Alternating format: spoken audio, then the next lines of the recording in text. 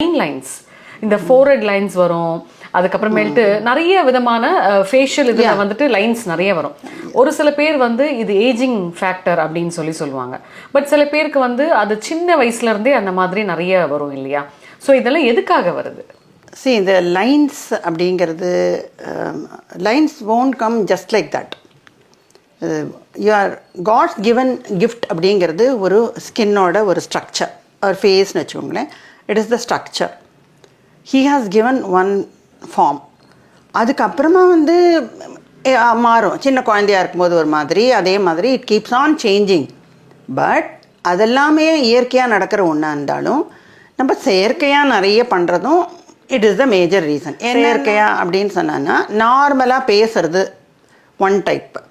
But இப்போ நீங்கள் current ட்ரெண்டில் நீங்கள் என்ன அப்படின்னு சொன்னான்னா,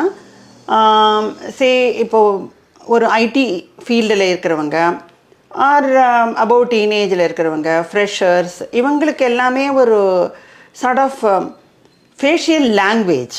தே start changing their way of talking for some way or other. அது எதுக்காக மாற்றிக்கிறாங்கன்றது தெரியாது. But most of the boys and girls change their way of talking after some years.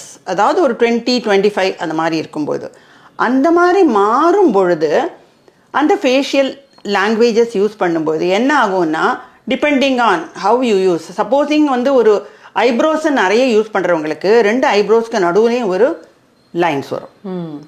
இப்போ வாயை வந்து ரொம்ப பெருசாக வச்சுப்பாங்க, இல்லைன்னாக்கா அது சின்னதாக சுருக்கிப்பாங்க.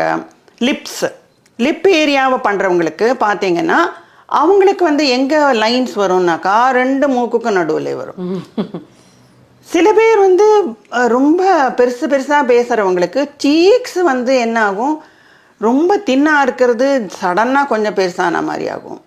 ரொம்ப சைலண்ட்டாக எல்லாம் நம்ம பேசுகிறோம் அப்படின்னு சொல்லி, ரொம்ப அத்தாரிட்டேட்டிவாக பேசுகிறோம்னு சொல்லி அந்த மாதிரி வந்து வாயை ரொம்பவே திறக்காமல் பேசி அந்த மாதிரி இருக்கிறவங்களுக்கு பார்த்தா, நல்ல சீக்ஸோடு பார்த்துருந்தவங்களுக்கு சடனாக வந்து அந்த சீக்ஸு சின்னதாகும்.